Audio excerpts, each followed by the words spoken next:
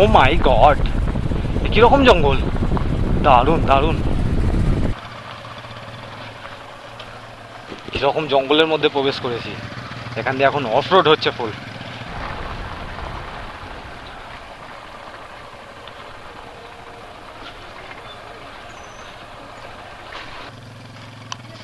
আস্তে আস্তে প্রীতম, আস্তে আস্তে, তাড়াহুড়ো না।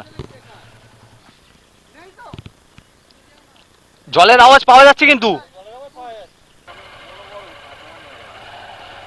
তো নিচ পর্যন্ত গাড়ি চলে যাবে বলছে, তো চলো নিচে নামিয়ে দিই।